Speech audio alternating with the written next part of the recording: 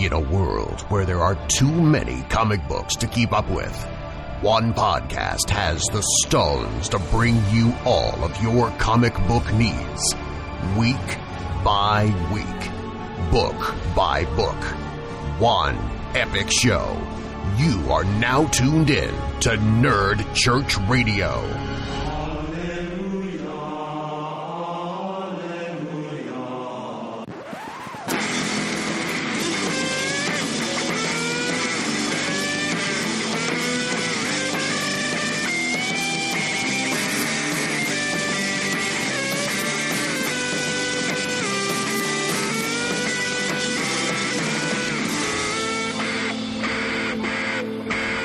Hello and welcome to Nerd Church Radio. I almost said Indie Comic Ninja. Hello, welcome to Nerd Church Radio, and this is DC Mass Episode 40, Communion Episode 11. I'm your host, Ben Dupé. Bradley Butin. Hey, it's Noah O'Toole. And it's Ariel Dupé. And we are your comic book overlords and lady. And yeah, we are, so Travis decided to leave us today, just leave us hanging for no reason. I'm not sure why. He's a jerk. He doesn't want to hang out with us. He's a slacker. Pick your reason. No, I'm just kidding. He's on a summer vacation. Everyone's taking summer vacations right now, so we're dealing with that. But yeah, so instead of just doing one show with me and Brad and then one show with me, Noah, and Ariel, we figured we'll just do them all in one. Knock all of them out. 12 books, one show. Crossover event. One crossover event. It's a summer event is what it is. There you So, go. so yeah, this week we're going to be covering all of the DC releases. It's been a hefty week of reading for us. A lot of oversized issues. When I see that 30-page mark, I'm like, oh God, is this really? over yet? Do we have to do 30? Can it just be 22 like it normally is? But yeah, it's a good week for comic books. I feel like it wasn't a bad week by any means. Nope. How was everyone's week? How you doing, Brad? Man, I'm tired.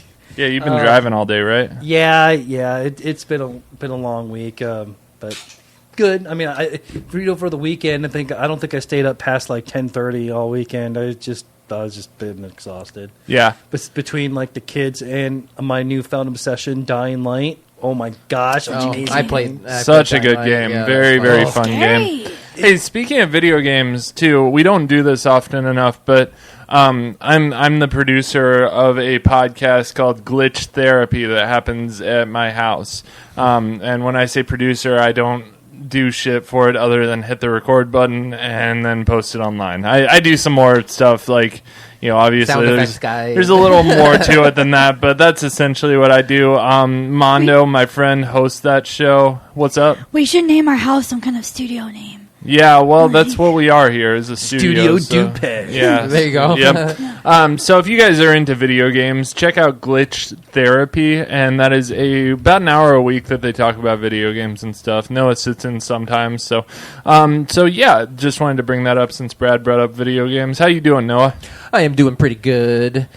Been just studying a lot with midterms for summer school, but that is over, thank goodness. And Netflix got a new show I've been really into, and I'm just like bragging about it, shouting it out every time I get a chance. It's called Glow. Oh my gosh. The Gorgeous Ladies of Wrestling. Man, my wife and I were going to start that, but then I looked at her last night, and then I looked at her, and she was like, at that I'm not really awake, but my eyes are still open phase. Yeah. And I was like, damn, we have to save it. Yeah. Yeah. I actually just started a show on Netflix, or actually I just finished it, and I just started it. I binged it, because that's what Americans do. Yep. It's called Flaked. Oh, okay. With Will Arnett? Yeah, Will Arnett, and he plays just a giant douchebag man-child, which I feel like is his perfect character, That's nice. That's who Will Arnett is. He's a giant man-child. So it's like Will Arnett being Will Arnett. yeah, right. It's really great. It's all about like he's a recovering alcoholic who is a friend of like people who go to AA meetings and stuff, but they live in California. And so they're living just this laid-back, like, Cali lifestyle, where he rides a bike around, and they're just total, like, laid-back West Coasters. So it's kind of cool, actually. I don't know. I enjoyed it for what it was. I compare it to The Ranch in the sense of it's just a very light, stylized show that, like, is kind of fun to watch while you're doing homework or something. Right. So, yeah, how you doing, Ariel? Good. The husband and I went and saw The Mummy. We did, yep. It's nothing in comparison to my 1999 Mummy, which I finally got Ben to watch. I don't think he loves it. You haven't watched that? Actually, I do. Fraser? Brendan Fraser. Okay, I do okay. think I had seen that as a child. I remember it's like there were certain parts of it as I watched it, like the guy getting his eyes taken out. Like I had a flashback to being a kid and watching that. Okay. So. This is kind of embarrassing to admit, but I'm pretty sure the amount of times I've seen that movie is probably in the hundreds. Mine too. Over my lifespan. Yeah. Mine too. I love the old Mummy it's movie. so I good. really did. The new one, really, it was decent. Yeah. Okay, good. It really, like, a lot of people are talking a lot of shit about it, and I think that that's unwarranted. I think it's tough because it came out right when a really important movie, Wonder Woman, came out, and there's a lot of people that, like, we are movie junkies, Ariel and I. We see nearly everything in the theaters. I mean, we don't drink, we don't go to the bars. We just we just do movies. That's what we do for fun. That's our fun. So we see everything. I think there's a lot of people like Noah, for instance, who went and saw Wonder Woman 2 or 3 times that won't go see The Mummy in theaters because of the fact that, and maybe some of those people would have gone and seen The Mummy, but they want to see Wonder Woman a second time, which I'm all for that. So. Right. Do you think that The Mummy would have done better if it was released in the winter? Yeah, I do. I think like timing was a big part of it. Okay. I don't know. I liked it though. Dr. Jekyll and Mr. Hyde were in it, which Russell Crowe was awesome as. I thought he was best as Mr. Hyde, not as Dr. Jekyll. But Cool. I thought they were about that. I think they should have advertised it because I heard about the movie and then I heard about the universe. I feel like they should have hyped up the universe and then been like, first one, The Mummy. Right. Like that would have got me a lot more excited. yeah, because at the start of this movie, there is a little reel that says the Dark Universe. Right. Now, So I mean that's a big part of this. They didn't really advertise that very much. And then they're going to talk about like Dr. Jekyll and Hyde. They're kind of the Nick Fury of. Yeah, he's the Samuel L. Jackson Cool. of this universe. Interesting. So I read this online, so I don't know if it's true or not. But they show the book from the old Mummy Yep. movies in there. That is amazing. Yeah, it's the book of The Book of the Aben Dead. Ra. Yeah, Aben something Ra, like that. yeah, something Right. like that. Yeah, The Book so, of Life. Yeah, man, it was fun though. There was a good strong female role. I feel like the girl Mummy. I mean, she was a pretty good strong female role. I think. Cool. I don't know. I mean, You don't like, get female villains very Yeah. often, She was cool, I so. mean. I mean, she was. She reminded me a little bit of Enchantress from Suicide Squad. If Enchantress was a good actress, because I'm sorry, she was one of the main problems in Suicide Squad for me. I felt like the villain, Kara's a good actress. I think the role was just written really bad. she's a model and Yeah, but she's a good actress too. Yeah, She's, I don't mind Kara. she's going to be in that Valerie. Valerian. Valerian. Yeah, Yeah, Valerian. Valerian's good. oh yeah, the guy that did The Fifth Element is Yeah. finally doing another space opera. And honestly, I thought that I thought June Moon was the problem Yeah, that was versus the Okay, yeah, I guess I should have said that. Yeah, that was a terrible June Moon. Her and Rick Oh my Flagg's gosh, yeah. her and Rick Flagg's chemistry was not very much there. I mean, it was kind of off to me. So all right. Well, we got a lot to cover today, so we will move things on to the news.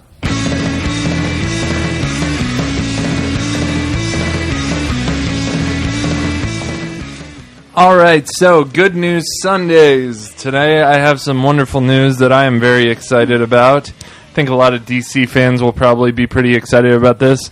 Brian Hitch is leaving Justice League by early 2018. Cue the hallelujahs. Yeah, so I have to wonder if he's like doing it by himself or if someone's like kind of nudging him out. I'm really hoping somebody's nudging me like, dude, you guys suck. We listen to Nerd Church Radio, and they were right. yeah. Well, Nerd Church Radio isn't the only people saying that he sucks. So, he has said he wrote a tweet that said, writing an outline to what will be my last Justice League story starting in issue number 33. John Williams accompanies me with the At London Symphony. Cool. We might get a really... what does he mean by the At London Symphony? I don't know. Isn't John Williams the composer? Yeah. Oh, weird. And the London Symphony Orchestra, he must have tried to like include them in the tweet or whatever. He tagged him in it. Right, So okay. yeah, I don't know. But anyway, I'm happy about it. I love it. I want to see this guy off of that, and I think he's a good artist too. So I really want to see him drawing for something instead. I don't hate the guy. I just think he's better suited for smaller role. art Right. rather than writing. So Give him Booster Gold or something. yeah. yeah, or just have him draw for Justice League. I mean, he knows Right. how to draw. So, but yeah, that's all I got for news. I know you got some news. So do I. Yeah, so speaking of new artists, Wonder Woman's new artist is going to be, our writer is James Robinson, who he did The Golden Age and Earth 2.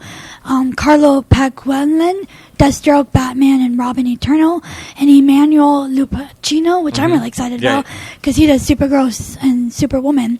Cool. So the story arc will focus on the question of who is Wonder Woman's brother, the mysterious Jason, the only male ever born on the mythological island of the Mascara. What sort of impact will this character have on Wonder Woman, and what are the circumstances surrounding his mysterious birth? So I want to ask you, I kind of remember there was something being about brothers, and they were used as Cyclops as, like, slaves almost. Didn't like this in peace. Cyclops? There's a story arc where... Cyclops is a Marvel character. Not Cyclops, Okay, yeah. A Cyclops. I mean, do you mean a Cyclops, or did you... No, Cyclops, yeah. Like a No, monster? Cyclops The is... one eye? Yeah. Yeah. Okay, in the Azarello run? I don't know if it was Azarello, but I remember there was a bunch of boys, and they were slaves.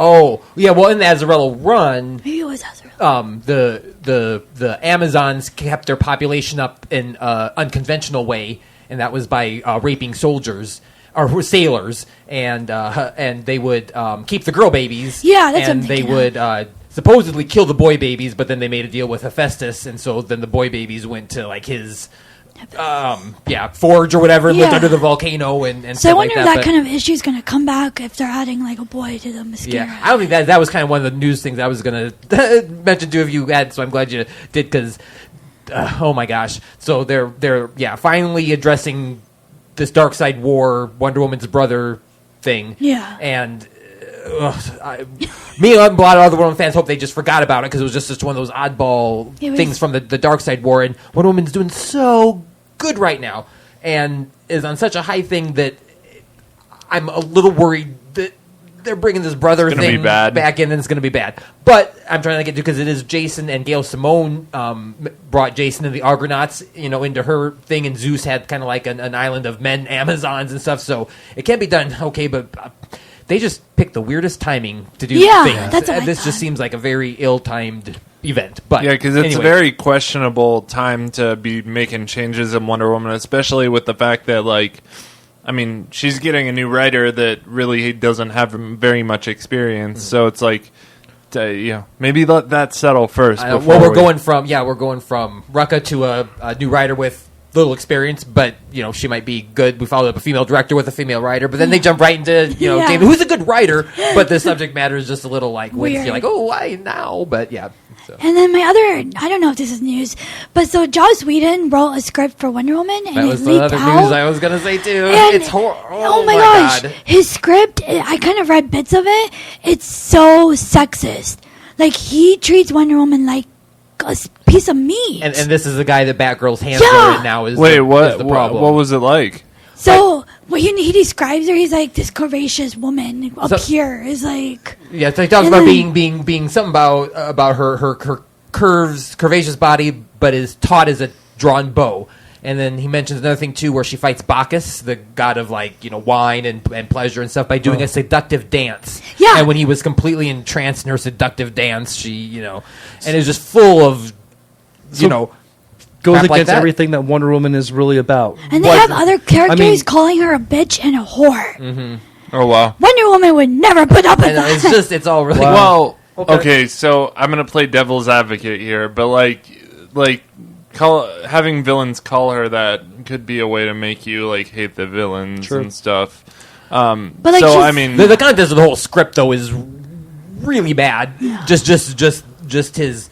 It just goes. Somebody tweeted, and I like that. It goes to show that even the people with the best intentions have a long way to come when it comes to learning. Because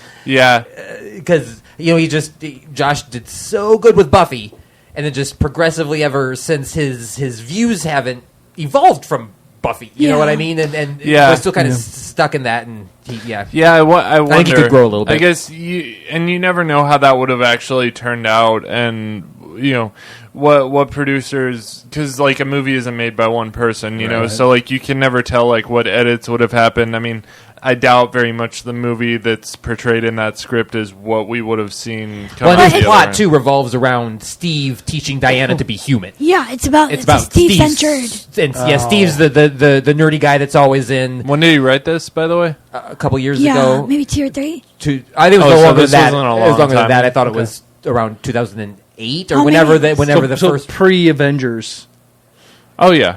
Yeah, Probably, yeah. I Okay. can't remember that. So this is like a decade ago. It was. I think it was. Yeah. And I mean, you got to think like the evolution of female characters in comics and stuff. I mean, a lot's happened in 10 years. So I don't know. Yeah, yeah, The that's thing that is kind of like sucks. it's not just one moment that's like, okay, whatever. It's like the Sexy whole girl. thing. The whole thing is just filled with these like she's a sex object. Which I'm all for. You know me. I love beautiful, strong women. But like treat them as a woman before, like use her power and strength. Yeah, and, like, totally. I think the way they did it in the new Wonder Woman 2000 was perfect, perfect. yeah. So, Yeah, But 2006. That was 11 years ago. Cool. Yeah. Well, that's too bad. Hopefully, I mean, you got to wonder if they leaked some of this as like, like sometimes stuff gets intentionally leaked to get public's opinion on it. Yeah. And you got to wonder if maybe he leaked this just to get feedback on it from the public or whatever. I just know all fans sighed a collective sigh of relief when they for dodging a bullet on that one. Yeah, totally. Oh, absolutely. And Wonder Woman and Batgirl are two different characters too. I think it'd be a lot harder to focus on the sexuality of Batgirl than it is on Wonder Woman. Hopefully, as the well. Buffy thing will come into play in a more positive way with Batgirl because of her they're similarities. similar, Right. With Batgirl, I'm not as much worried about Me them neither. focusing on the sexuality of her as I'm worried about them like turning her into like this dumbass like ditzy millennial who's just obsessed with social I think media. what and Brad stuff. is saying is like with woman, you look at her and like it's just she eludes sex because she's a beautiful woman. Right. With Batgirl, I think she's younger, so younger. we don't look at her. Yeah, like I'm not that worried anymore. about that with She's more Batgirl. covered up too. Yeah, exactly. Yeah, no, I think you're right. There isn't as much of a possibility for that. I just think there's other areas that I'm worried about with Batgirl that have nothing to do with turning her into a sex object. I think like she needs to be really strong and like always like have that Batman quality where she's always has a contingency for everything, and just be ahead of the game on everything. I mean, like that's who she is to me. So Yeah, cool. I hope she goes in that direction. We got some more news though. What do you, Oh, okay, yeah. So the Raps, Humberto Gonzalez has hinted that starting in 2018, the DC movies might be pushing out 3 to 4 movies a year. That makes me nervous. Like, Yeah. It's kind of the same mistake they made with Suicide Squad, where like I think that movie would have been a lot better if they had what they did with Suicide Squad was they set a date and then they said write a script in 6 months. And I mean, it should be the other way around. You should write a really good script and then set a date. That any work of art. how many movies is Marvel? They put out 2 a year. They're trying to get to 2 a 3. year. They're trying to And get to they're- 3. They're Yeah. doing 3. Well, they're doing 3 this year with the help of Sony. So, like, Spider-Man that's a collaboration between them and Sony. It'll be Thor, Spider-Man, and Guardians this year. Yeah. So, Spider-Man isn't totally Marvel. Yeah, but they are trying to get to that, like, 3 movies a year. So, Right. 4 a year is aggressive, to say the least. Yeah. Then I got one last thing. Does everybody know who Drake Bell is? Yeah. No, I don't. Drake from Josh and Drake. I never watched this show or anything, but I did see some pictures. He's teasing that he is going to be DC Universe's Robin. I heard that. I So, like it. what's he acted in before?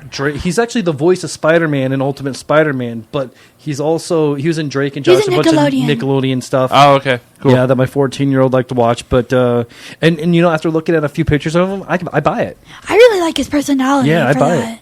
Because he's a really like funny guy. Yeah. Well, he'd probably be Damien though. So is that fitting? Oh, no.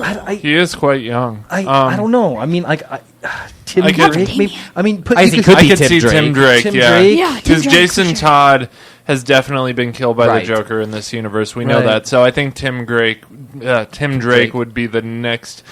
It's even or having he to could- or explain he could be Damien and Nightwing. Talia and Yeah. all that. Because that could be a whole nother That- thing. right. I mean, you could have a Because movie. you have to bring back into League of Shadows. I mean, you could Yeah. have a Probably, movie called yeah. The League of Assassins. I mean, like literally, I would pay to see that Oh, movie heck yeah. where with Talia is like one of the main characters. Yeah. Man, how kick-ass would that be? And it ends with the baby crying. That'd be great. Yeah, Right. that would be really cool. So yeah, all right, cool. Do you have That's anything? it. That's it.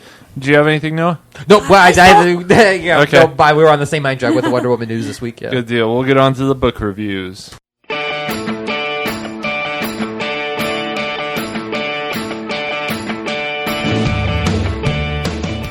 All right, so we are going to start things off with the book reviews this week with Batman number 25.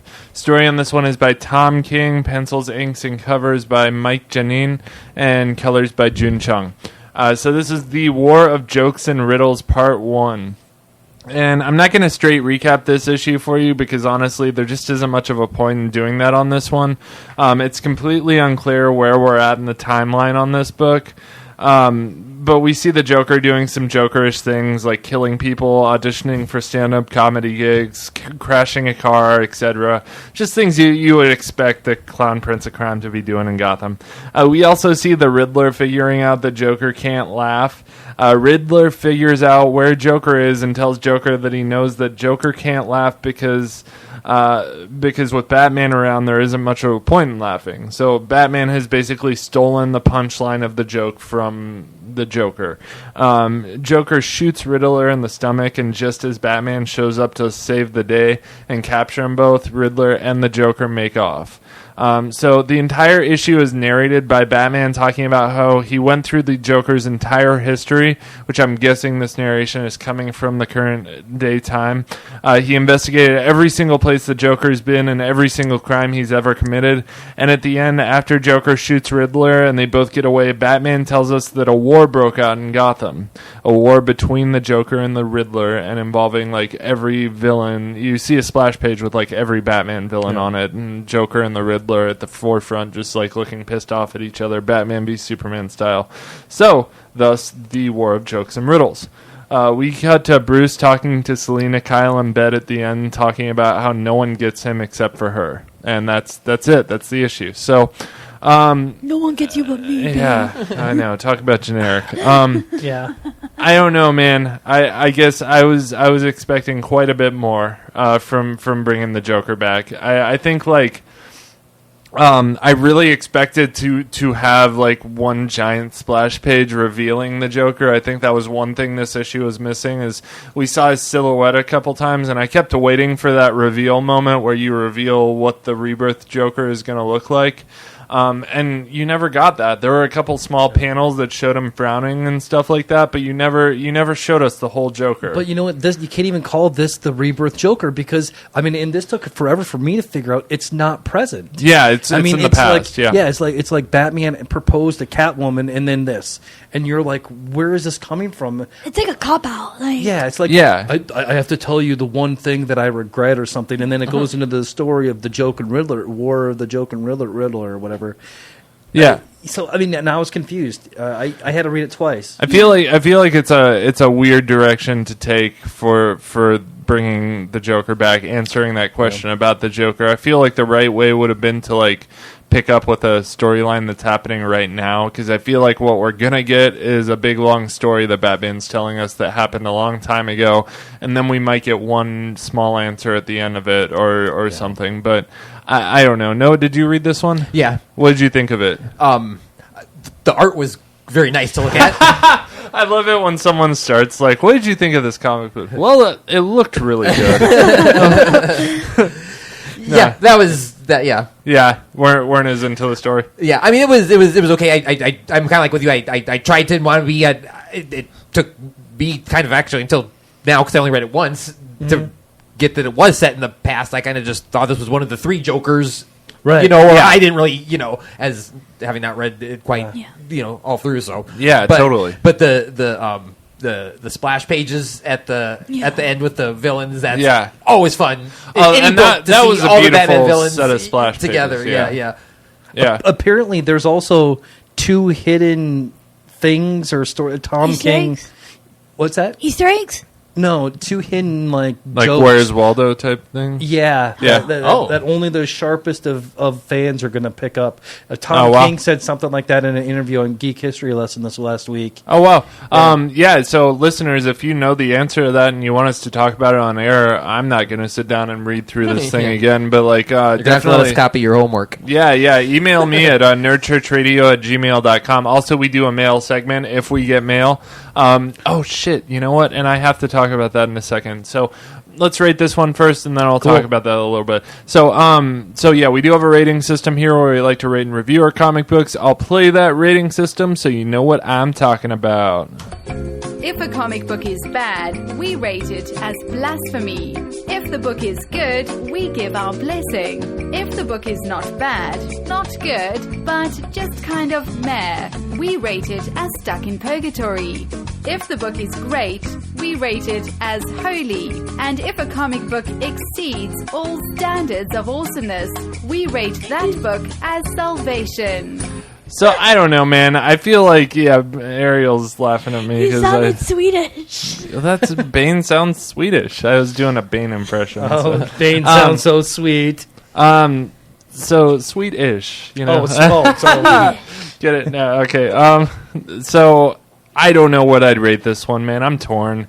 I'm like Alanis Morissette. I'm Isn't it Natalie Imbruglia. Oh, excuse me. Get your 90s folk chick singers right, okay? You're so off base Isn't that here. kind of ironic? Yeah, I like it. That was good. All right, I think I'm gonna put this one in purgatory, though. Honestly, man. Oh. I really didn't feel like it delivered what I was expecting, and I was expecting something good. And I feel like Tom King he wrote Bane and Batman really, really well. I mean, you even got into that, right. and you wouldn't normally get into that. So I feel like if he would have just delivered a simple plot like that to us, that maybe like that Bane Batman story arc really broke it down, just base elements or whatever.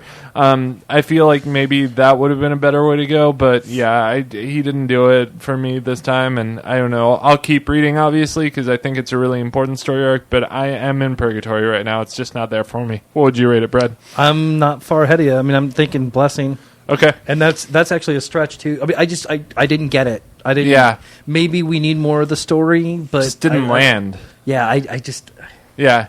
Yeah, How about you? I was with a blessing. I mean, I thought the art was just really pretty to look at. It really is, and comic books are very visual, so I really like that. And I'm really just, even though it wasn't the best story and it was set in the past, I'm intrigued by the Joker being back, so I want to find out what's going on. Okay, cool. Ariel? Man, I'm such a huge fan of Tom King. I think he's one of the best out there right now, storytelling-wise. Right.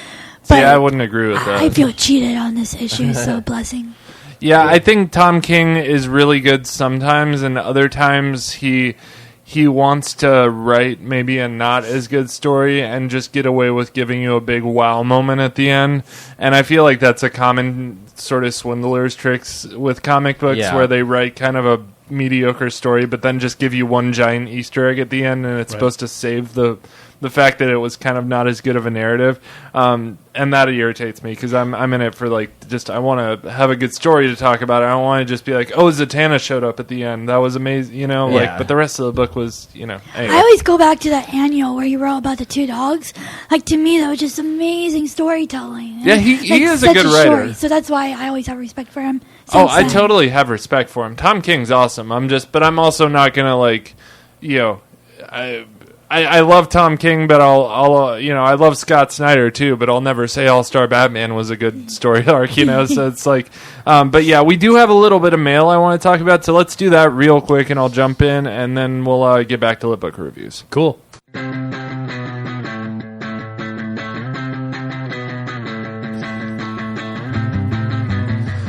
All right, so sorry, Brad. Oh no, you're good. No, nothing. Go ahead. So we didn't get email this week, but I did get an email a couple weeks ago from a guy named Glenn Herdling, and he emailed me letting me know he wrote a novel, and this isn't really a comic book; it's just a straight novel, but it's called Piper Houdini, Apprentice of Coney Island. And I emailed him back and was like, hey, we don't normally review stuff like this on the show, but we'll definitely help you promote it. And so I was like, if you want to send me a copy and we'll do a giveaway. So he was actually nice enough to send me a few copies of this. So, we're going to have a contest this week, for the month of July, since we're late into June right now. First, I'll read the solicit from this book. So, when she wasn't being shunted from one foster home to the next, Piper Wise spent the first 12 years of her life in an orphanage. But everything changes when a dark stranger shows up claiming to be her father. Things get even weirder when Piper is taken to live with her uncle, who happens to be the world-famous magician and escape artist Harry Houdini. and Houdini is not at all pleased about having a curious 12-year-old running around his home. Piper attends school, gets detention on her first day, and meets some friends who will help her unravel the clues to her mysterious past. But something sinister and powerful has been unleashed in New York, an evil force hell-bent on bringing about the apocalypse. Sideshow freaks are being murdered, and it seems to be leading to a dark ritual started 12 years earlier, the day Piper was born. How can Piper defeat this malevolent entity when she may be the reason for its very existence? That sounds really cool. Actually, yeah, I'm pretty excited to read this. So he sent us 3 copies of this to give away to people. One of them is a hardback and 2 are paperback. So here's what we're gonna do for a contest. Leave us an iTunes review or send an email to us to read on the show talking about the DC comic books. If you do that, one of those 2 things, you're entered into the contest. We will pick a first place winner, a second place winner, a third place winner. This will be held from now up until the last day of July. First place winner will get a giant glass Wonder Woman gauntlet and a hardcover copy of Piper Houdini, Apprentice at Coney Island, and then 2 runner-ups, so to speak, or second and third place winners will get softcover versions of this story. So all you got to do is leave us an iTunes review at Nerd Church Radio, or send us an email to read on the show at nerdchurchradio@gmail.com, and you're entered into the contest. And the other thing you can do to enter into the contest is leave us a voicemail that we can play on the show. That can be reached at 641-715-3900, extension 345703. So one of these 3 things will enter you into the contest, and you got pretty good odds of winning a free book and maybe some other stuff. Maybe we'll have stickers by then that we'll send out. Who knows, man? You enter. Yeah, we're working on T-shirts right now. That may be a long haul thing. I don't know. They're pretty expensive, so well, I'm we're thinking getting there. about your old T-shirts. Oh, yeah. Oh, my old yeah, she wants to get rid of them. No, that's not going to happen. So, all right, that's enough of that. We're going to move on to the rest of the book reviews.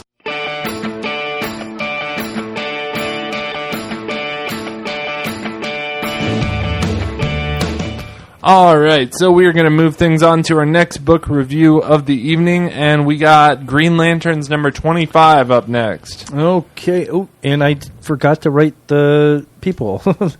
Oh, the creative team on it? I team. got you. Just go ahead and start with the review, and I'll get it up. Okay, cool. So I have to explain something first. I have a little bit lacking of this review because I had a 5 and a 7-year-old right there the entire time, so I apologize, but Anne and Leia, I love you. You're the best. So Simon, Jessica, and Rami are on their way to the Vault of Shadows. Here they meet Tyrannar, the gatekeeper. Tyrannar. Yeah, and I looked this guy up online to see if he had been in any previous versions of the comic book. Mm-hmm. Couldn't find anything on him, so he's a new character. Yeah, but I kept on thinking, like, is he the keymaster or the gatekeeper? He's so cool. He's such a cool. Yeah, he looks straight out of what's the Thundercats or something. Yeah. It is here where Rami reveals himself to be none other than Volthoom. Yep. There's a lot of fighting, and Volthoom even crushes Simon's ring. But instead of Volthoom getting to use the travel lantern, now it's Simon and Jessica that go back to the future. Actually, they're going back to like a different Earth. Yeah. It's like Earth 4 or something like that. Yeah. It's Rami's home, or it's Volthoom's home planet that they're being sent back to. No, see, I couldn't tell. Did Volthoom go too? No, he told his travel lantern to send him back to Earth 15. Right. And then they disappeared. So they're being sent back to Earth 15, and Volthoom stayed there. Okay, cool. That's how I took it too. But then I was kind of doubting myself. But anyway, it was a good book. I got lost. I got lost a lot in it. I don't know why. But I mean, were you confused on any of the stuff? Or I mean, I read it through pretty good.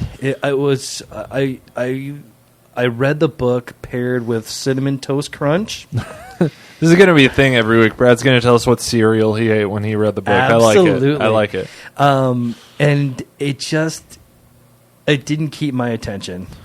Really? Wow. How is it complete opposite of Yeah, I know. Yeah. I thought the artwork was freaking beautiful. Yeah. Oh my gosh, so good. I do think the best part of the book was Tyrannar.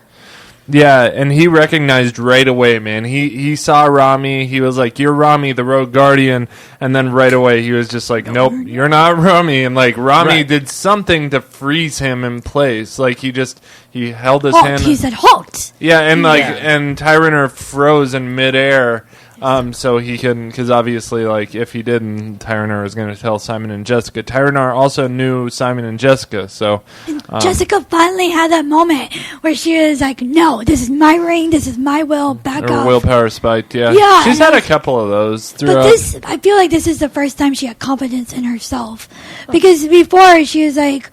After that fight with Guy Gardner, that's when she was like, okay, I deserve this. I can do this, yeah. No, she had another... It was a while ago, though. It was like 6 or 8 weeks ago. I think I remember, but the next book after that, it. she was back to her. See, and we kind of, like, talked about that on DC Mass a little, because Travis was, I think, the one who was, like... And maybe it was you and Travis, Brad, that were like, I'm tired of seeing her struggle with anxiety. I just want her to overcome this. But it's like...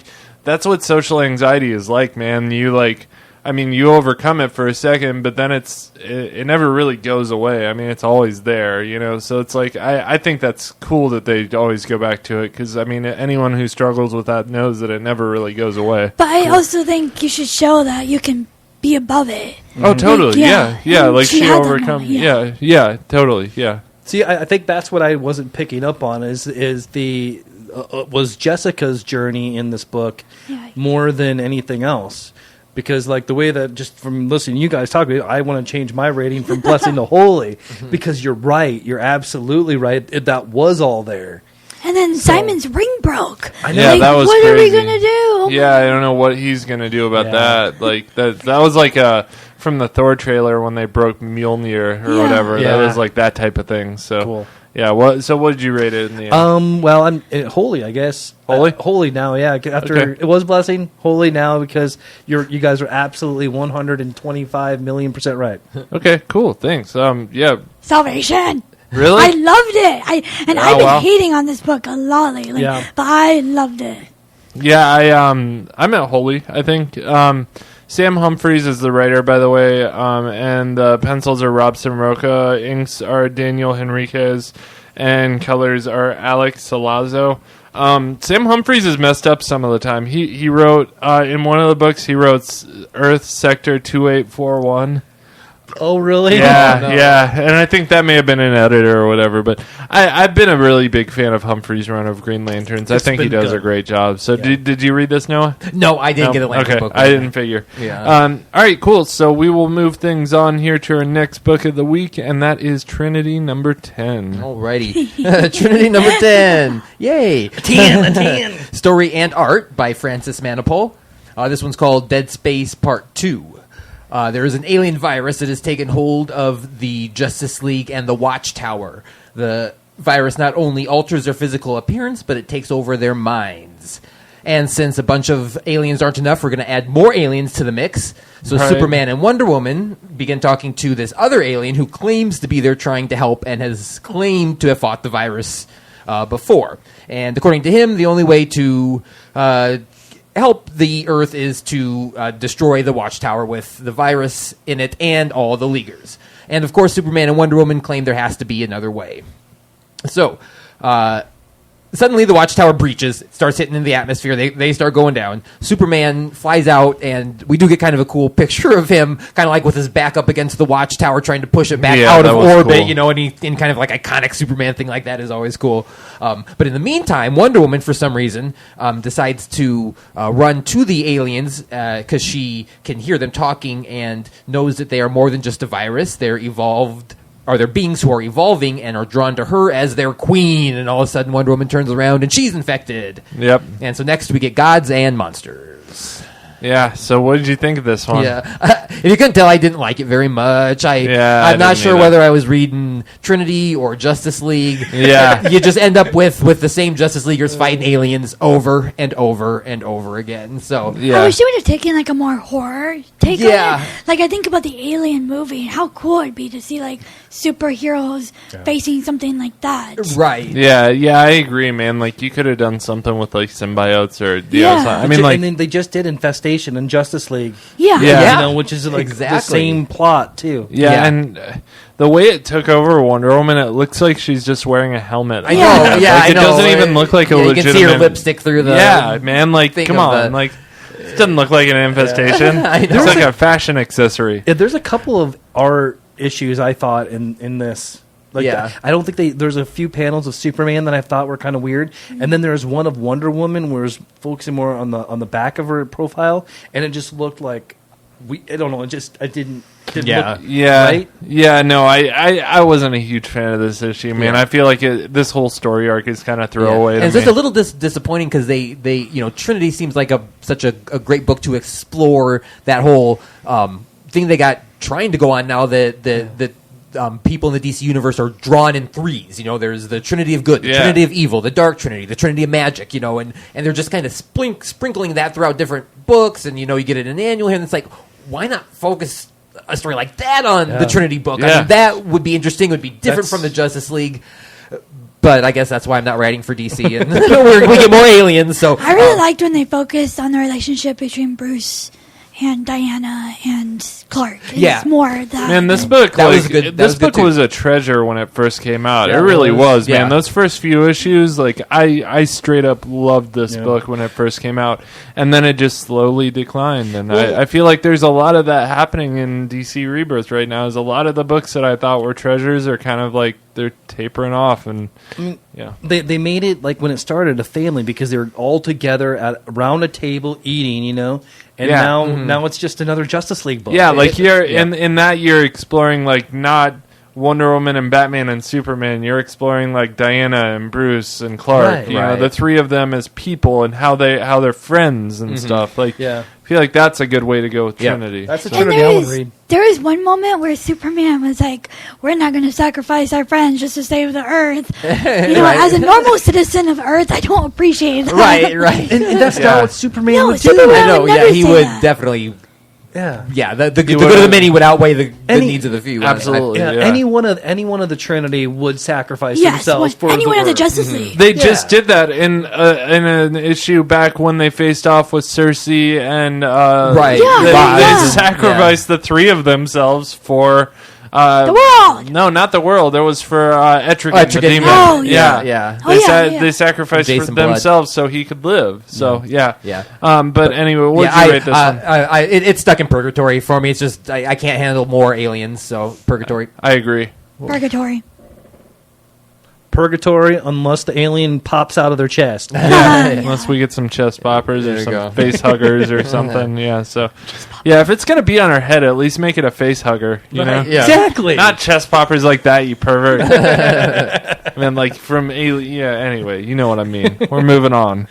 Next book of the week. That was pretty Swedish. Sweet-ish. Yeah. Injustice 2, number 2. Is it only number 2? It's number 4. Oh, you put number 2. No, I didn't. It says Injustice 2, number 4. Okay, but in the no. thing you sent out to us, it says, all right. I think I missed number 3 because I was lost at the beginning of this. Okay, so story by Tom Taylor, pencils by Daniel Semperer, inks by Juan Albarran, and colors by Rex Lucas. Such a great creative team on this. Tom Taylor is awesome. I think they should take Justice League. Amen. I'm game. Which they kind of have Justice League right now. Yeah, totally. Yeah. So Ra's al Ghul spilled the beans to Harley's niece that she's actually Harley's daughter. So in this universe, Harley Quinn has a daughter. Then he tries to use the daughter to persuade Harley to help him conquer his quest for world domination. Well, Harley doesn't take this threat lightly and headbutts Ra's right in the face. This causes a frenzy and Ra's goons begin open firing on Harley. Luckily for her, Poison Ivy still has her back. Harley knows she's done unspeakable acts in the past, but is she going to participate in the very close to the end of the world? Does she even have a choice in the matter? Meanwhile, good Batman is reminiscing. Okay, there's good Batman and evil Batman. Right. Okay. Good Batman is reminiscing about the good old days when Alfred took care of him and when Damien was just beginning out. A surprising couple pages shows us Damien actually being kind and hopeful. Man, how the tables have turned. Talk about an Elseworld story. Right? Damien gets annoyed that he was supposed to be allowed to go out on his own, but his father is watching him the whole time. Duh, it's Batman. Of course he's watching him. Right. Alfred assures the child that Dad will always be watching because he's always going to care. Snap back to reality, and Batman decides that no father should be separated from his son. So this prompts him to put what appears to be a tracking device in Connor. I don't know how Green Arrow and Canary are going to like Batman sticking their son with something. Been listening to too much rap music. When you said Back to reality. snap back to reality. Whoop, there goes gravity. All right, I'm done. Anyway. But, you know, I really like this story. I think this is one of my favorite interpretations of Harley. And one thing it makes me want is to explore Harley and Poison Ivy's relationship. Yeah. Because I've gotten a glimpse of it here. Mm-hmm. And sometimes it's over-sexualized for me. And I'm like, yeah. Like in the Harley Quinn book? Yeah, like lesbians, like everyone loves lesbians, whatever. And it gets old to me. Right. But like in this, where you see more of the friendship aspect, it really got me intrigued. Yeah. I really like Ra's al Ghul in it. I think it like exploring them as a couple is okay. I think like as long as you don't just make it about like They're not a couple. They just sexualize them. They never said. I think they have been. I actually think that Amanda Connor has officially made Harley Quinn and Pamela Isley the first same-sex they're how do they put it? They're in a relationship with each other, but Open. are free to earn it. Right? Yeah, Open relationship with each other. I don't want to say it's because they're they can have other boyfriends and stuff, but they're just like they have a special. I don't know how to put me, it. I kind of get it, but to me, it just seems like that's an excuse to be like, sorry, guys, but guys generally like lesbians, and I feel like it's a way for them to sell Well, it books. can be exploited for sure. Yeah, I mean, like, I don't know, like, it's different. Like, I think it's cool to explore that relationship between them, but, like, turning it into just, like, two hot lesbians making out to sell comic books. Right, it's good to have like, bisexual characters represented in the comics, but you don't want to turn it into a gawk fest where Exactly. it's just as long as it's a story, Exactly. as long as it fits into the story, and Like, if they truly care about each other, I'm all into that. Like, I want to see that relationship. not just to sell a book. Yeah. Yeah, totally. Yeah. Anyways, off my little rant. It was really cool to see Damien not be a dick. I really enjoyed that. Got a little bit of that in another book this week, too. Super Sons. Yeah, he's still a dick in that. I said a little bit. He's never not a dick, like 100%.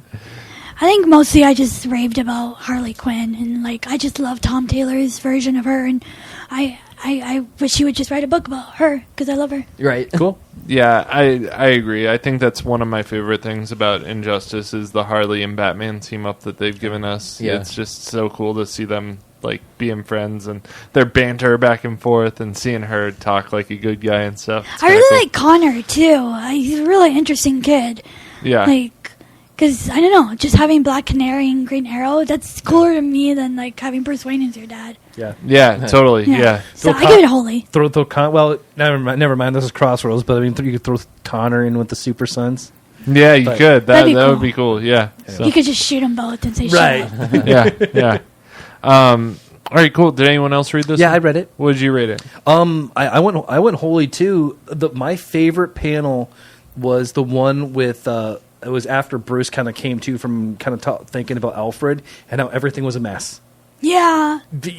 For some reason that just meant more to me than a lot. I mean, it's just cool because you don't see Batman; he's always prepared. But really, I mean, would he really pick up after himself that much? I mean, He wouldn't even feed himself. right? Like, So I just loved how that kind of humanized him for me. I guess. Definitely. Awesome. Yeah. Noah, Yeah. did you read this? Yeah, one? yep. I gave it a blessing. I'm, like I said before on a previous thing, I just am less invested in Elseworld things because it's just hard for me to, you know what I mean? But It's almost like it's not real. It's almost like it's not real, exactly. Yeah. Yeah. But it's still so interesting to see characters in such a 180 degree from what you're used to reading them as. So it's Yeah, I that agree. Poison Ivy thing she did. Yeah. Where, oh my gosh, that was so cool. yeah. Very cool. And the conflict that is definitely be coming up with Green Arrow and Bruce Wayne or Yeah. Batman. You tagged my son? Yeah. Wow. Yeah. All right, so we are going to move things on here. Next up, I got Super Sons number 5. Sweet. Yep, and the story on that one is by just Peter Tomasi. I'm so used to seeing his name with Patrick Leeson that it's weird to see it by itself. Art on this one is Allison Borges. Colors by Hi-Fi. So we open up with Robin and Damian both being punished for breaking their parents' rules at the end of the last story arc. Robin's confined to the Batcave, which, by the way, would be like the best punishment ever to me. And Superboy has to do chores around the house without using his superpowers. Superboy gets pissed at Clark and Lois for moving to their family in Metropolis, and he storms off to the Batcave to talk to Robin about it, which, why go to talk to Robin about, I don't know, but I guess that's the point of this book, is to explore their friendship. So the two get in a huge argument, Robin and Superboy, and Alfred breaks it up by bringing them PB&Js or whatever he brings them. I assume it's PB&Js. Alfred tells them both about how Bruce and Clark fought a lot in the early days. Just read Frank Miller's Batman book from the 80s. Bruce and Clark show up and they all have a big heart-to-heart. Then Robin and Damian go out again without permission, and Robin assures Superboy that they have to ask for forgiveness, not permission. And it's going to be picked up in a couple weeks in Teen Titans. So it looks like Superboy might actually be coming to the Teen Titans, which he's not a teen yet. That's been the whole reason Robin hasn't let him be a Teen Titan. It's because he's not a teenager yet. But he belongs on the Teen Titans, if you ask me. So I really enjoyed this one, though, man. It's all I go to this for is a cute story that's fun, and that's it. Cute and fun. That's all I care about in this one, and I feel like I got it. There were some gripes I had with like the artwork. I feel like especially I believe it is the first page here. The first page, if you guys look at it in Super Sons, they drew Robin and he looks like a fat Asian 10-year-old, which is not what Robin looks like that's not him, so right. But again, like, I don't go to this book for amazing artwork. I mean, I think like they can get by with that stuff in this book because it's kind of a cartoony, fun like book or whatever. So I really enjoyed it. Did anyone else read this? Yeah, one? I did. Yeah, what did y'all think? I paired this with Cocoa Puffs. Wow, you ate a lot of cereal this week. Huh? I eat cereal every day. I eat cereal before you go to sleep. Right. I mean, to me, Super Sons needs to be a cartoon on Cartoon Network. That would be awesome. That'd be fun. I mean, they're constantly good. I mean, it'd be a good alternative to like Teen Titans Go. I think it would be a little less silly than that, but still silly enough to like hold its place. What did you think, Noah? Yeah, this was actually the first one I read. Yeah, but I still gave it a holy. It was nice. It was, of course, it was fun. I mean, yeah. I'm at a holy too. Yeah, totally. I mean, it was nice to see John be a little less perfect. He was kind of more bratty in this, which we haven't seen that side of him. But I don't know. I guess I'm a little fatigued on the whole teen stories, so it's a blessing. Okay, cool. I enjoyed it. I think it's. I think like the personalities of John and Damian are just like Superman and Batman, and it's kind of cool to see those two reflected in children and see how, because really when you think about how Superman and Clark act to Superman and Batman act to each other, it is pretty childish the way they talk to each other and look down on each other and stuff. I mean, they act like children. There was one really funny moment. Sorry. It's kind of funny just to see that reflected in its true nature, which is like they're basically two giant children when they're arguing. So what were you going to say? There was a funny moment when Superman was like, who's going to win in a fight? And Batman was like, me. Yeah, I know. See, exactly. Yeah. Like, it's just like they're giant kids when they're at each other like that. They're just like, they don't know how to act like adults when they're fighting. So I don't know. I love it. It's so much fun to me. So, all right, we will move things on here to the next book of the night, and that book is Green Arrow number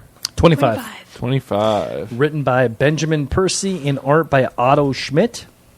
Oliver Queen is in jail, while a few detectives are grilling him about the fall of Oliver Queen. And they're grilling the crap out of him, too, man. They will not... He just keeps saying, lawyer, and they just keep going at him. Yeah.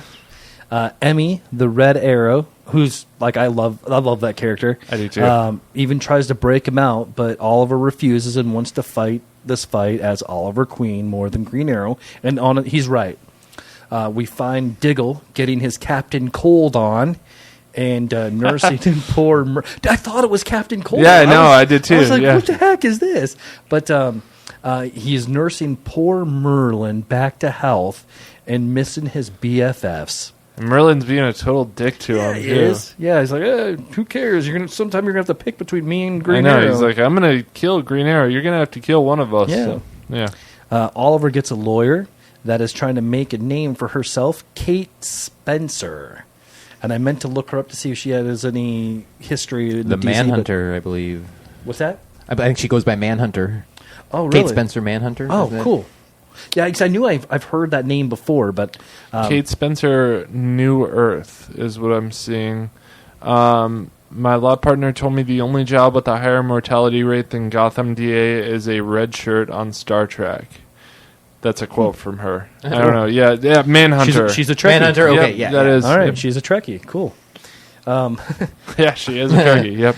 Oliver finds out that Henry is alive and working at Queen Industries, and tasks him for being his mole on the inside. When he finds out that Broderick is planning on making his own constellation of star cities that would include Coast and Central City, Gotham, and Metropolis. With this news, Oliver decides to jump bail and go on a quest. This quest to stop Mayor Domini and Broderick along with the Ninth Circle. Then we have the final splash where the last 2 pages were the best of the book. The last page being that Moira Queen is behind the Ninth Circle. Moira's still alive, and that's his mother, right? Yeah, it's his mom. Yeah. And they foreshadowed it too much in the book because they I thought mentioned his dad mom. was still alive. I didn't know his mom would be still alive. I didn't see it coming till this book. That Yeah, it was same. mommy, because they just said Queen and Mom too much in the Queen, book. But and the page before that, with the splash where he was talking to like the Justice League with now. The Flash symbol's red instead of the white around it, so it kind of was like, is that not the normal Flash? And then like all of the it is. yeah, all the Justice Leaguers, they look a little bit different. Like you could really see like the Henry Cavill face in Superman in that one. The Wonder Woman looks like the new 52 Wonder Woman, sort of. Right. And then Emmy and Canary, and then Harley Quinn and Batgirl and Nightwing. And then the last one was it looks like Green Arrow, but I don't think it's Green Arrow because he's got like a utility belt and It's they just a shade total it. silhouette. You can't see who it Right. is. So I'm thinking that might actually be Connor. Oh, wow. Could be, yeah. This could be another otherworld thing, too. Do you think they bring him in? Because we've never been introduced to him in here, have we? No, we haven't. I don't know. That'd be cool. I mean, and I don't know if there's a place for him in there, and they make the silhouette out to look way too much like Oliver Queen. you don't think it's Roy? No, because he's got the goatee. Oh. Yeah, I don't know. It'll be I interesting. mean, but to he's got see. like a wooden bow, and he's got like so. I don't know. Yeah, it'll be interesting Yeah, to so see. that's kind of what I'm thinking. I don't know where that's going. But anyway, I love this book, man. This one was awesome. This was my salvation. I haven't done a salvation in a long time, but this was it for me. I thought it was beautifully put together. The art was really good. Otto Schmidt always does really good. I think Juan Ferreira did the cover, which was really good as well. Yeah, and you can see one for you can see his style in that cover. Oh, absolutely. Yeah. This is definitely a really good place to start an arc. I mean, Oliver's going on a quest, and you know what's going to happen in that quest. He's going to get to have some time with Superman and Wonder Woman and Nightwing and yeah. So I'm pretty pumped for this. I mean, Green Arrow is always one of my favorite books of the week, but this one more than anything was my salvation. Nice. I really enjoyed this one, man. I thought it was a good story. I kind of was a little fatigued when I was reading this just because there were so many oversized issues. I think every number 25 is going to be an oversized issue. I think that's what they're doing. So, yeah, some of them will be next week. I know Wonder Woman next week is an oversized number 25. Yeah. So, yeah, but that aside, I still really did enjoy this book. I think Benjamin Percy's telling a very good story with this one, and I'm at a wholly on this one. Did anyone else read it? Yeah, I liked it. Holy. Yeah, Cool. I didn't get the... Okay, yeah, cool. I didn't get the Green Lantern or Green Arrow. I figured as much. I am ready for them to do something with the Ninth Circle, though. I mean, they're kind of... Yeah, it's been sitting there for a while. Right. It reminds me a lot of the Court of Owls, that kind of underground. Yeah. Yeah, it does a little. I didn't even mention the Underground Men were in this. Yeah. But oh yeah, that's right. And then they're talking about the human trafficking between all the cities and whatnot, and all the people being taken away. I mean, there were some political undertones to this issue. Huge. Yeah, and Benjamin Percy always kind of does that too. It's helping make Domini and Broderick these bad characters, which they are. I do want to see Oliver Queen get all his money back, and Oh yeah. Yeah, so I think he definitely. will. I kind of like him poor. I think he's kind of more interesting when he's poor. He's more Robin Hood. Yeah, exactly. There you go. Yeah, and that, I don't know, it's easier for readers to connect with a poor person than a rich person, because the majority of readers aren't poor. Aren't poor, but I mean, I'm not poor, but I'm also not rich. I'm more poor than I am rich. I am lower middle class. So I just don't connect with Bruce Wayne as much because I don't have unlimited funds. If I did, maybe I would connect with them more. What's your I don't know. superpower? Yeah, I'm rich. good for you, man. I can't relate to that at all. So, all right, we will move things on to our next book of the night, and that is Harley Quinn number 22. Alrighty, Harley Quinn number 22. This is the issue where Harley's parents come to visit. And it did not disappoint me. It was pretty good. However, a lot of it took place in a dream sequence, like you would expect any slapstick comedy of the 80s or 90s to do.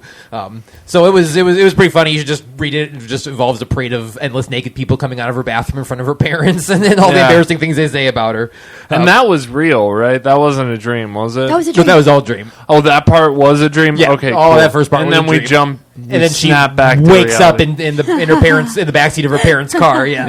Yeah. Okay, cool. Yeah. And so, and some good news for once, her parents have decided not to stay with her, and instead they're going to get a hotel. Probably a good idea. Probably a good idea.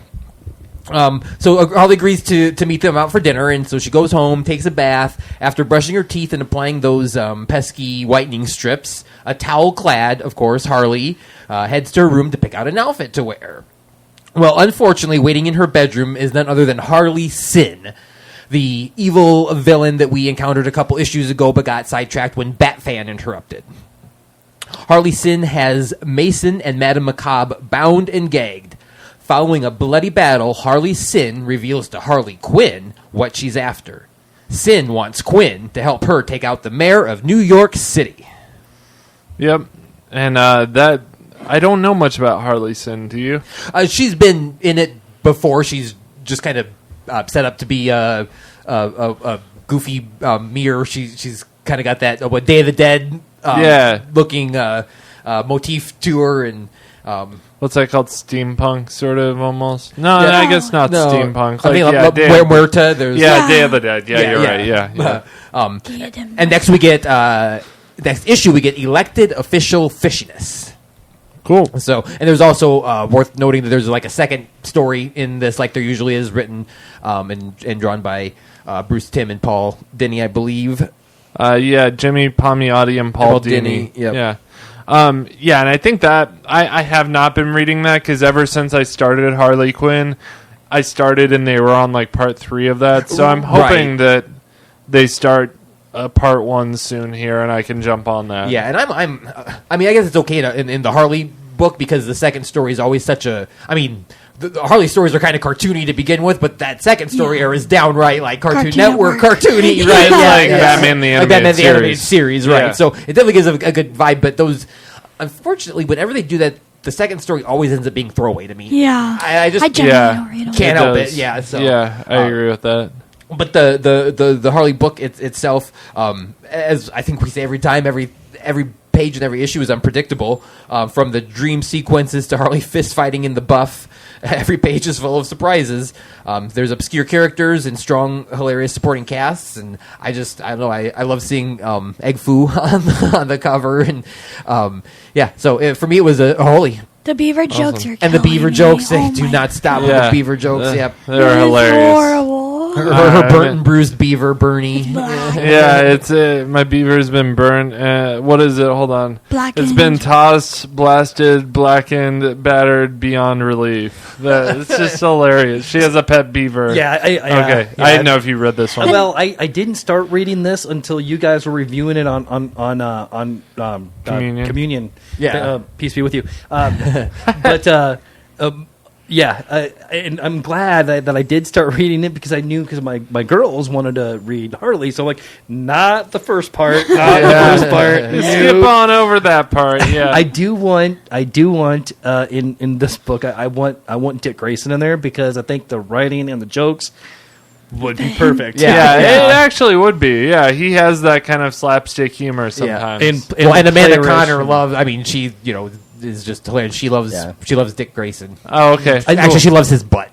See, I would like to see who doesn't though? No, I mean, really. I mean, I think that'd be a really cool team up book. It would be fun, Harley yeah. and Nightwing. Yeah. I love when her parents are like, honey, I told you not to give yourself away to the first guy. Your mom dated lots of people before me. Like, that's Right. so We cute. experimented a lot. Yeah. Yeah. I think that's such a parent thing to say. Yeah. All right, so we're going to move things on to our next book of the week, which is Aquaman number 25. Another oversized. Written by Dan Abnett and art by Steven Sejic. So, Coram Rath has overtaken the throne and in his lust for power is seeking out all magical objects from across Atlantis, despite being warned of their possible dangers. He sends out soldiers wielding powerful weapons to rid Atlantis of the scum and traitors. We travel to the underbelly of Atlantis, where the lowest class fights for survival. There is a planet on Star Wars that kind of reminded me of this. Really? The scummy... Where's the bar in Star Wars? Oh, Tatooine? Yeah. Mos Eisley, Yeah. Cantina. I don't know. I kept thinking about that. Yeah, I can see that. Blah, blah, blah. Only there do we get a glimpse of the unsung hero. These first couple pages really sets up this almost medieval feel. It's very reminiscent of the story of King Arthur and Excalibur. Meanwhile, a small group has formed, and despite the threat of death, they are trying to take back their kingdom. Unfortunately for them, they are also drawing the eyes of Coram Rath to them. Rumors of the Aquaman are quickly spreading, and it's now believed that it's possible the author is not truly dead, but has made a home in the Ninth Triad. In a moment of great need, Aquaman comes out from the shadows and shows his true self. Apparently, he needs the help of a pretty blonde to take back the throne. Even as Coram Rath brings down his wrath, news of Arthur's survival gets to Mira, but she may be getting an unpleasant surprise when she finally finds her man. Okay, so the art is amazing. Oh my god, it was like photorealistic Yeah. gorgeousness. Oh, I want it to be a movie. I wanted to just live it. It will be soon. Yeah. I would say, yeah, that's true. I would say, so they made it clear that this is only a couple weeks after Aquaman was killed. But I feel like it would have been more impactful if this would have been like a year later. Because, he's hidden among the poor or whatever. It just, it doesn't He's feel... had some time to blend in, to assimilate to the poor, to the lower, His And the hair way- grew really fast. The way people Yeah, talk he about literally just died a him, a couple weeks ago. last issue, though. And the way they talk about him is he's a legend. And, that doesn't happen in a couple of weeks. right, Yeah. right. I mean, They're everyone still remembers when he was king. Yeah. And, they don't recognize him. I mean, he's got longer hair, but he's still wearing the golden... They're extensions. Yeah, he's wearing the Yeah. same outfit and stuff, so... So I don't know. That part really bothered me, and it made it less impactful, but it still was a really great story. One thing that annoyed me was this blonde. It would have been cool if she was a sidekick, but they Is made this it... Dolphin? Yes, see, Oh! I loved it. I'm sitting here busting I oh didn't my know god, that it was Dolphin. Yeah, Is she a romantic interest, or... in the 90s, she Because- was. So they'll probably play with that. What bothered me was, it would be cool if she was just a sidekick, but they made it very clear that she's going to be, a threat to Mira, pretty much. They did kind of. Yeah, and that last splash page, too. Yeah. Like, where he's holding her hand and Mira's swimming between them. Like, I mean, Right. it looks like she's going to be... And again, that would have been okay if, like, a year has passed. It's been a couple weeks and you're already leaving Mira, like... Well, not yet. I mean, right now she's just helping him fight. I know, but the but way I they made think, it seem- we are headed in that direction. It does seem... I think you wrote in your review, it seems a little rushed. And Yeah. it does. I mean, a little bit. It's just like, he literally just died 2 weeks ago. Like, you should have picked up like 6 months or a year later, where he could have actually grown his hair out long and People stuff. would have forgotten, maybe. Yeah. I don't know. But other than that, I thought it was a really great book. I think it'll get better once we get past the, like, okay, it's been a couple weeks or whatever. I'm really interested to see how Aquaman, because pretty much the whole... And one thing, sorry, I go in rants. No, it's So one okay. thing I really liked is we don't really get to explore Atlantis too much. Like, we always see his castle and maybe a couple buildings. This is really cool that we got to see, like, the ghetto of Atlantis. Yeah. I really enjoyed that. And the whole police state kind of thing, like the medieval police state, really reminded me of King Arthur, which is funny. Like, okay, whatever. I give it a blessing. Cool. Yeah. I'm in a blessing. I think it was good. I didn't read it, but I flipped through it as you were talking about it, and it actually makes me want to read this. It's so beautiful. I mean, and everybody knows I'm not a huge Aquaman fan, so I'm hoping that this will turn me around, because this looked awesome.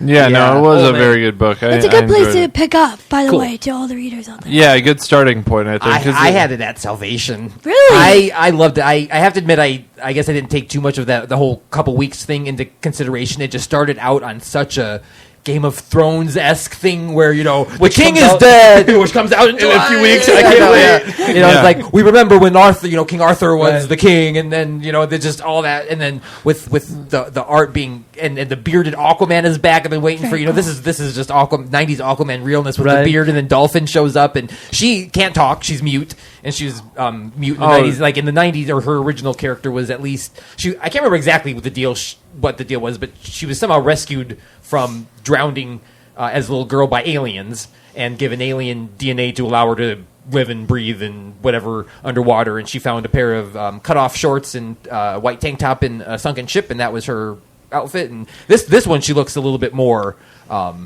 like she's got some mutant-y stuff going on. With Yeah. her I did skin like and- flipping through it. There was the one panel of a dude with a hook hand, and I'm like, yeah, that's kind of nice.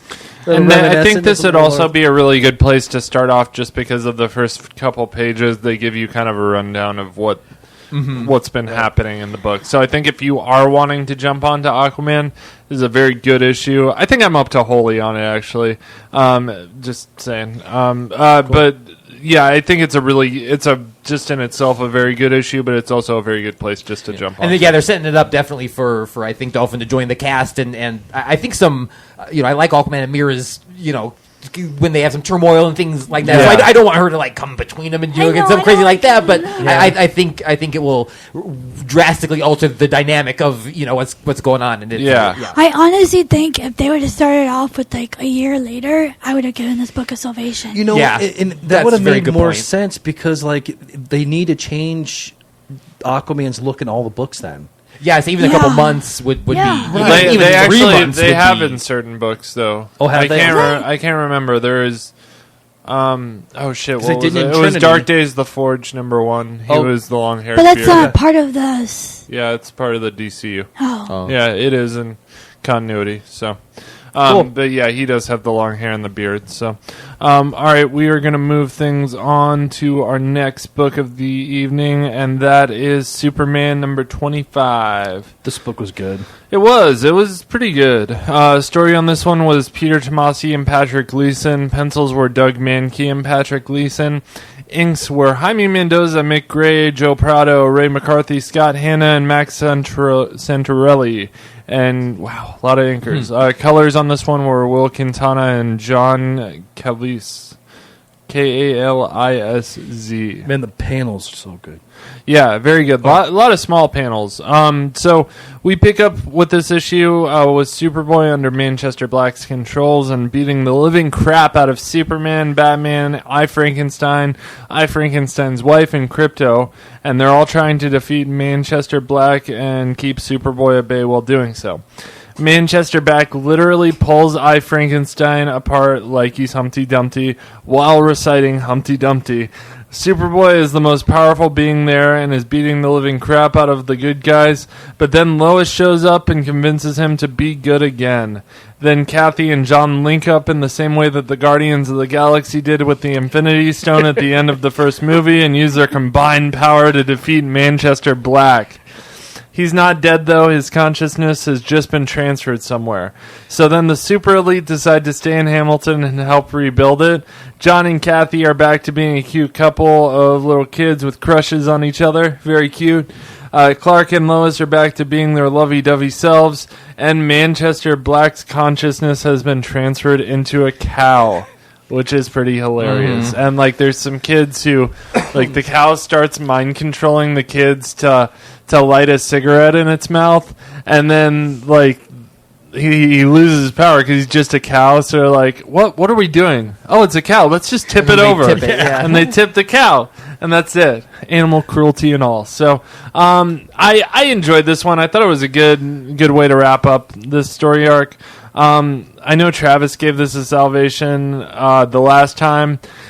Honestly, I think this is one of the weaker stories for me with Superman. I think that it's really good, but I think it's very it can be very confusing with the super elite and the multiverse and the ship that's in limbo. There was a lot. I mean, there was just a lot going on. It was very heavy, but I mean, still not a bad book. I think it was really fun. I think if you're a Superman fan, it's an amazing book. I love Superman, but he's not my favorite character, so it didn't hit as hard for me as it did for Travis. I think if, like with Batgirl, if there was something like this, I probably would be on top of it and like Salvation, but I'm just not there with Superman. So, but overall, I think it was a pretty decent read. I give it I don't know. I think I'm still at a holy on it. I think it was still a good book. I don't know. What did you guys think? I did a holy as well. I really liked it, but you're right. There's just so much on there.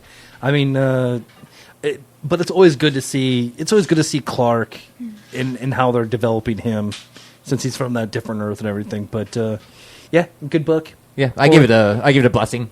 Cool. I didn't read the previous one, so I didn't want to get too into switching things up on the rating or whatever. But the cover was super cool with the shoe prints on Superman's cape, and then Manchester Black's feet on him and stuff like that. I was like, yeah, that was cool. Yeah. I wish we would have gotten like one issue where it was like, this is the super elite, this is that who would have they been are. really good. Yeah, like that issue that Travis gave a salvation to, I was so confused at the beginning of that same issue. here. And like, I don't know, I think that was just the barrier of like, if you're a really big Superman fan, this all seems really cool to you, but if you're not, then it's maybe a little confusing. So. Yeah. And then I would like one issue of just John being evil. Just like the whole issue of John being evil. Like I want to see an emo dance too, like in 10 Spider-Man minutes. 3. And then one issue of the resolution. Like, I think if they would have split up the story into 3 very distinct books, I think it would have been more for me.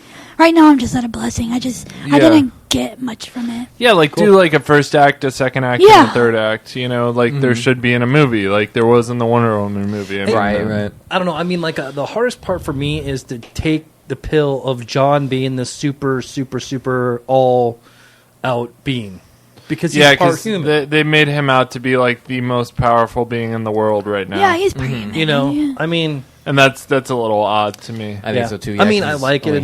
I still want Darkseid back in Rebirth, but him. And then they John lost his powers for one panel. Oh, never mind, he got him back. Yeah, like that was pretty cool. That was just to me that was pointless. So like just why say you lost your powers if you're gonna get it back? Like literally right away. Yeah. No, I agree with that. Yeah, I didn't pick up on that one. I'm like, yeah, cool. So, all right, we will move things on to our next book of the week. We got Nightwing number 23. Written by Tim Seeley and art by Minku Jung. Sure. That works. All right, cool. I'll buy it. All right, $5. All right. Actually, I think it's like $3.99. Anyway, Roland More like $3.99. $3.99. Oh, thumbs up, knuckle bump, booyah. Okay. No. No thumbs up, knuckle bump? Lame. I don't, no thumbs No. up, knuckle bump? I'll give you Really? thumbs down, knuckle bump. All right. Thanks, low. Ariel. So Roland Desmond confides in Nightwing about how he fixed his brother's formula to keep his brains while he is super hided. Hide it out. Okay. And Oh, hi. get it? I don't follow. No. Hide. Hide. Oh. Dr. Jekyll, Mr. Oh, Hyde. okay. I get it. Very good. Okay, I got you. Thank you. Travis Yeah. would have been proud. Yes, Okay. he would have. That's a sideways knuckle. Sideways there we knuckle. go. Booyah. All right. I'll get the thumbs up. All right, I promise. Okay. And there's a big shipment of drugs on its way to the blood. Nightwing decides to take on a killer robot mistaken for a love bot. After Nightwing added a forklift driver to his resume of circus performer, superhero sidekick, secret agent, and superhero himself, he has a brief conversation with Detective Sabota, who has no problem telling Nightwing exactly how it is, which is kind of cool. From here, he decides to go be a D-bag to his girlfriend. He goes and falls perfectly into Roland Desmond's trap, and this leads us to the next issue of the Night of 100 Supervillains. I don't think people understand how harsh Nightwing was to Shauna. Man, he was Holy he crap. was a dick. He was he was a Dick yeah. Grayson. I feel comfortable in my parenting skills, but I don't know about your parenting skills. Like, damn. Oh, Wow. man, and to me, it was out of character. He would never say that. It was that because I was at a holy on this until that, and that it really killed me because like I never would have thought that Dick Grayson Nightwing. I mean, I love you, but you're just a bitch. You know? Yeah, pretty much. I mean, it's just like, man. Yeah, that doesn't seem like something Dick Grayson would do or say. No, I mean, I don't know. It dropped this book from holy to a purgatory for me. Oh, and wow. then the whole trap that he fell into. was stupid. He would have never fallen into that. He would have questioned every step of the way Yeah. because of Batman's training. It's too bad because the artwork on this is better than it has been, too. The art was really cool. I mean, and honestly, like I was buying Roland Desmond to be a good, decent guy, I guess, you know, because like all the other books, he's been working with the villains, you know. Yeah. But then, man, yeah, purgatory for me. Enough. Noah, did you rate it or read it? Yep, or- I read. What'd you think? Blessing. Okay. Yeah, I mean it was okay. It wasn't, I mean, Nightwing's just always been lukewarm. Yeah. For me. That's a Yeah, good way. that's the thing though. Is like in New 52, a lot of people were really amped on the Grayson series. Right, like a lot of people really liked it. So to have this be so like just lukewarm is kind of weird for me. Mm-hmm. Yeah, it's definitely been hit or miss. I mean, there's been good issues, there and has then been there's good just been issues. bad Yeah. ones. I mean, Yeah. So Ariel.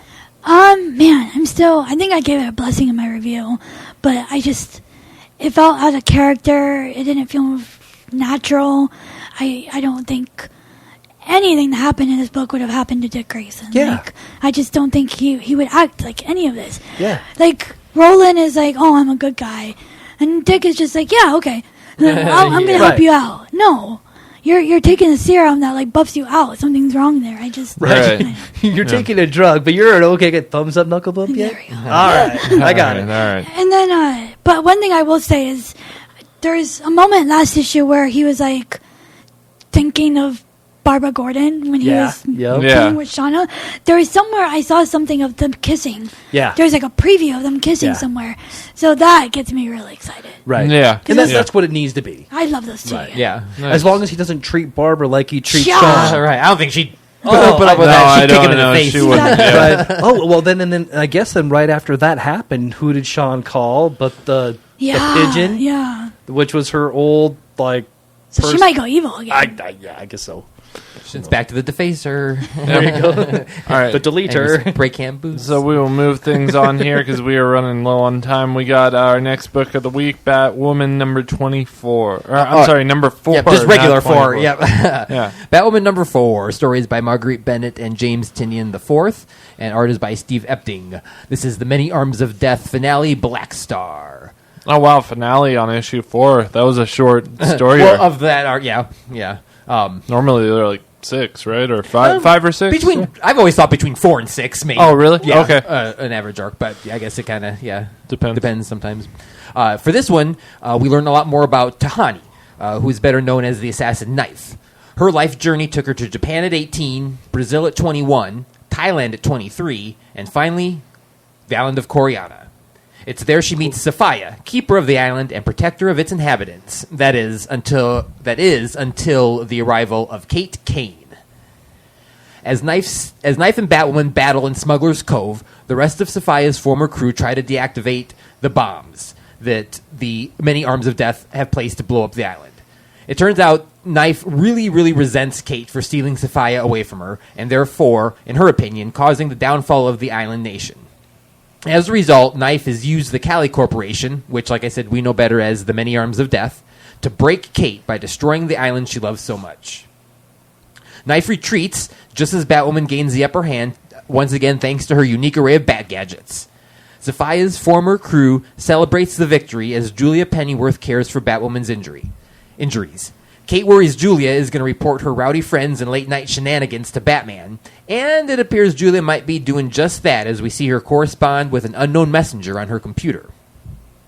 And then, in a surprise final twist, we see in the final pages, Sophia, very much alive, contrary to what Batwoman and her crew think, and she is working alongside the super creepy brother and sister who are the head of the Many Arms of Death.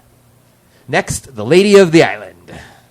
So, I'm a little unsure that why it got the finale title to it, because it seems like the story is just continuing full speed, but I guess they have to call their arcs things to get them into trade paperbacks or whatnot. But yeah, I gotta wonder if, like, maybe they were only given 4 stories to see how it would sell. it could be. And then, like, once it... Because this was received pretty well. Yeah. It sold pretty well, so I think, like...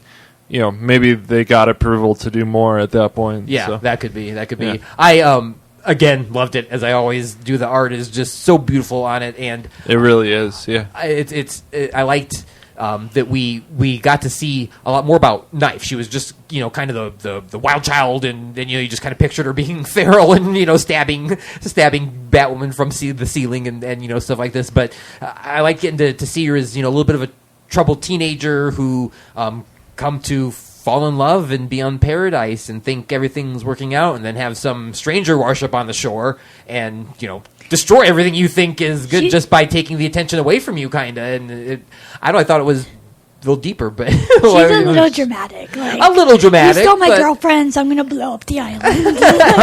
hey, never. What do they say? Never underestimate the power of a woman scorned or something. Yeah, that's true. Yeah. So yeah, Knife may just. If you ever she's leave got me, the Ben, talents. I'm going to blow up our house. We're going to blow up the house.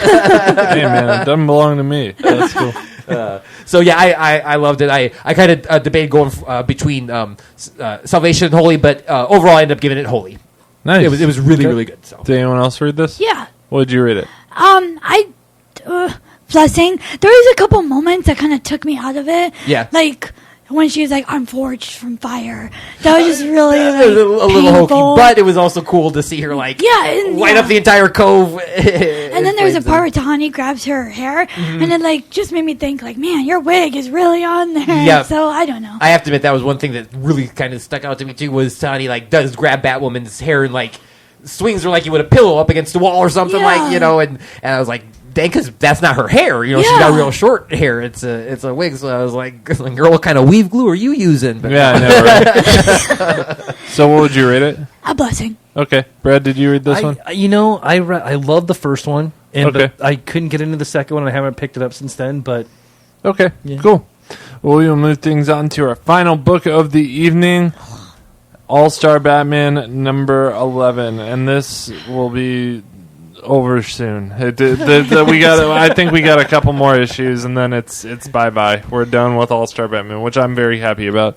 Story by Scott Snyder, art by Raphael Albuquerque. Wow. Yeah. Okay. Yep. Colors by Jordi Belair.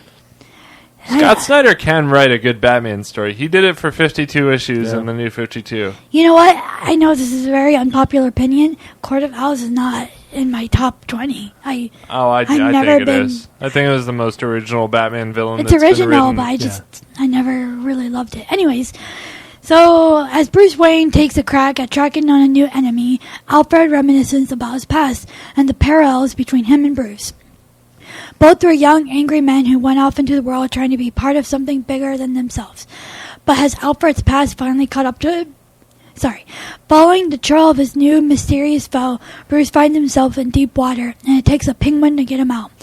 So, I don't know if seeing Bruce fight crocodiles was awesome or really stupid. I know. Like, it was cool to see, but in reality, like, he's just a man. Yeah. With old foes hating Hush, they give Batman advice on where to find his next target. But is it all just a trap? Bruce goes to the bottom of the ocean to find a ship. There he's faced with a new villain who has already killed most people on board. Not only that, but it looks like the next target is the Bat himself. So why is my recap so short? Because I had no idea what the hell was going on. Did you read the Yes, last issue? I did, but I still, I know we're seeing it from Alfred's point of view, and this is a guy from Alfred's past that's coming back, which makes me sad, because I love seeing it from Alfred's point of view, because I love Alfred. But I was so lost, and, I didn't like the narrative that much. Some of the Bruce Wayne fighting was really silly to me, and I didn't like it. Purgatory. Okay. Did anyone else read this? I tried. Yeah. I didn't even get enough to really give an opinion on it. So Okay, Brad? I didn't read it, but just going through it, I'm glad I didn't. Okay. I mean, like the guy, the Crusader type. Yeah. Villain, he looks pretty cool with the It looks like Monty Python, right? I bloody cut off your arm. All right, so that is all the time we have for this evening on the books. We had a lot of books to go over. We went a little over on time. Sorry about that, guys, but it's less time than 2 shows would have been. So Right. So a couple last parting words. If you want to help us keep the lights on, help us pay for our hosting cost, and afford to buy stickers for people and stuff like that, you can donate to our humble cause at patreon.com/nerdchurchradio. Again, keep in mind we have that contest going on. If you're listening earlier in the show where we talk about that, you can rewind or whatever. But you can leave us a voicemail at 641-715-3900, extension number 345703, or you can email us at nerdchurchradio@gmail.com. We are on all social media as Nerd Church Radio, and I'm on Twitter personally at IndieComicBen. And then we do write written reviews as well on our website that can be located at nerdchurchradio.com. Brad, where can we find you? You find me on the Twitter at Bradley, BRADLEY _Butin, BUTIN. Noah? And you can find me on most social media websites at Noah O'Toole. And Ariel. Ariel the Oracle. Awesome. And that's all we got for you guys this week, so I will say peace be with you. And also with you. Peace Bye, out, everyone. planet Earth. Yeah, go forth and read comics. When now's your second chance.